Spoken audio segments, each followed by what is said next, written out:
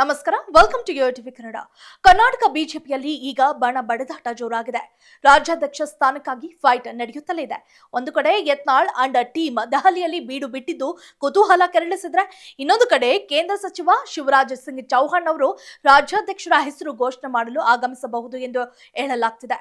ಆದ್ರೆ ಈ ಮಧ್ಯೆ ಎಲ್ಲವೂ ತಿಳಿದು ಕೂಡ BY ವಿಜೇಂದ್ರ ಹಾಗೂ ಟೀಮ್ ಏನೂ ಆಗಿಲ್ವೇನೋ ಎಂಬಂತೆ ಇದ್ದಿದ್ದು ಅಚ್ಚರಿ ಉಂಟು ಮಾಡಿದೆ. ಹಾಗೂ ಕರ್ನಾಟಕ ಬಿಜೆಪಿ ರಾಜ್ಯಾಧ್ಯಕ್ಷ ಬದಲಾವಣೆ ಕಿತ್ತಾಟದಿಂದ ಆರಂಭವಾದ ಬಿಜೆಪಿ ಬಣ ಬಡಿದಾಟ ಜಿಲ್ಲಾಧ್ಯಕ್ಷರ ನೇಮಕದವರೆಗೂ ಬಂದು ನಿಂತಿದೆ. ವಿಜಯೇಂದ್ರ ವಿರುದ್ಧ ಸಮರ ಸಾರಿರುವ ಯತ್ನಾಳ್ ಬಣ ದಿನಕ್ಕೊಂದು ಬಾಣಗಳನ್ನ ಪ್ರಯೋಗ ಮಾಡ್ತಿದೆ.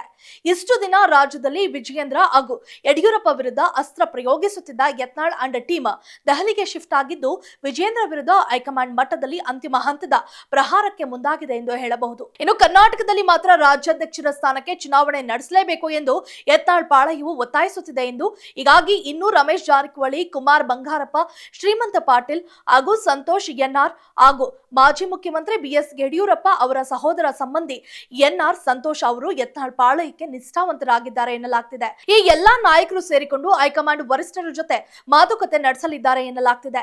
ಇನ್ನು ರಾಜ್ಯದಲ್ಲಿ ಇಲ್ಲಿ 23 ಜಿಲ್ಲೆಗಳಿಗೆ ಸಂಘಟನಾ ಅಧ್ಯಕ್ಷರ ಆಯ್ಕೆಯನ್ನ ಅಸಿಂಧುಗೊಳಿಸುವಂತೆ ಈ ನಾಯಕರು ಹೈಕಮಾಂಡ್ಗೆ ಒತ್ತಾಯಿಸಲಿದ್ದು, ಜೊತೆಗೆ ತಮ್ಮ ರಾಜ್ಯಾಧ್ಯಕ್ಷ ಸ್ಥಾನವನ್ನ ಉಳಿಸಿಕೊಳ್ಳಲು ವಿಜಯೇಂದ್ರ ಅವರನ್ನ ಆಯ್ಕೆ ಮಾಡಿದ್ದಾರೆ ಎಂದು ಆರೋಪವನ್ನ ಸಲ್ಲಿಸಿದ್ದಾರೆ ಎಂದು ಹೇಳಲಾಗ್ತಿದೆ. ಈಗಾಗಲೇ ವಿಜಯೇಂದ್ರ ಯಡಿಯೂರಪ್ಪ ಕುಟುಂಬ ರಾಜಕೀಯದಿಂದ ಬೇಸತ್ತಿದ್ದಾರೆ ಹಾಗೂ ರಾಜ್ಯದ ಬಿಜೆಪಿ ಸಂಸದರು, ಅದರಲ್ಲೂ ಚಿಕ್ಕಬಳ್ಳಾಪುರ ಸಂಸದ ಡಾಕ್ಟರ್ ಕೆ ಸುಧಾಕರ್, ದಾವಣಗೆರೆಯ ಮಾಜಿ ಸಂಸದ GM ಸಿದ್ದೇಶ್ವರ, ಚಿತ್ರದುರ್ಗ ಸಂಸದ ಗೋವಿಂದ ಕಾರಜೋಳ ಅವರಂತಹ ನಾಯಕರು ಒಲ್ಲದ ಮನಸ್ಸಿನಿಂದ ಪಕ್ಷದಲ್ಲಿ ತಟಸ್ಥರಾಗಿದ್ದು ಸ್ಪಷ್ಟವಾಗಿ ಕಾಣಿಸುತ್ತಿದೆ.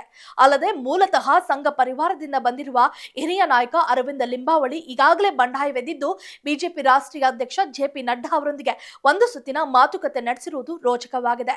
ಅಲ್ಲದೆ ಕೇಂದ್ರ ಗೃಹ ಸಚಿವ ಅಮಿತ್ ಶಾ ಅವರನ್ನ ಭೇಟಿ ಮಾಡುವ ಸಾಧ್ಯತೆ ಇದೆ ಎಂದು ಹೇಳಲಾಗ್ತಿದೆ. ಈ ಮೂಲಕ ಯತ್ನಾಳ್ ಬಣದಲ್ಲಿ ಗುರುತಿಸಿಕೊಂಡಿರುವ ಈ ನಾಯಕರು ಯಡಿಯೂರಪ್ಪ ಕುಟುಂಬ ರಾಜ್ಯದಲ್ಲಿ ಸಾಕಷ್ಟು ಲೂಟಿ ಮಾಡಿದೆ, ನಕಲಿ ಸಹಿ ಮಾಡಿದ್ದಾರೆ.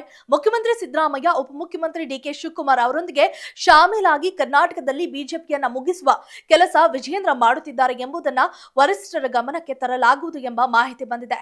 ಆದರೆ ಹೈಕಮಾಂಡ್ ಈ ದೂರನ್ನ ಪರಿಗಣಿಸಿ ಪದಾಧಿಕಾರಿಗಳ ಪುನರ್ರಚನೆಗೆ ಸೂಚಿಸಬಹುದು.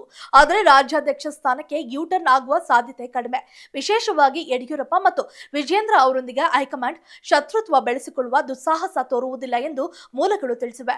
ಹಾಗಾಗಿ BY ವಿಜಯೇಂದ್ರ ಈ ಮೂಲಕ ಯಾವುದಕ್ಕೂ ತಲೆ ಕೆಡಿಸಿಕೊಳ್ಳದೆ ಪಕ್ಷದೊಳಗಿನ ಗೊಂದಲಗಳಿಗೆ ವಾರದಲ್ಲೇ ಉತ್ತರ ಸಿಗುತ್ತದೆ. ಮತ್ತೆ ನಾನೇ ರಾಜ್ಯಾಧ್ಯಕ್ಷನಾಗಿ ಮುಂದುವರಿಯುತ್ತೇನೆ ಎಂದು BY ವಿಜಯೇಂದ್ರ ವಿಶ್ವಾಸವನ್ನ ವ್ಯಕ್ತಪಡಿಸುತ್ತಿದ್ದಾರೆ. ಒಟ್ಟಾರೆ ಈ ಮೂಲಕ ಬಿಜೆಪಿಯಲ್ಲಿ ದಿನೇ ದಿನೇ ಹೆಚ್ಚಾಗುತ್ತಿರುವ ಆಂತರಿಕ ಗೊಂದಲಗಳಿಗೆ ಶೀಘ್ರದಲ್ಲೇ ಉತ್ತರಗಳು ಸಿಗಲಿವೆ. ಯಾರಿಗೆ ರಾಜ್ಯಾಧ್ಯಕ್ಷ ಪಟ್ಟ ಎಂದು ಕಾಲವೇ ನಿರ್ಣಯಿಸಲಿದೆ.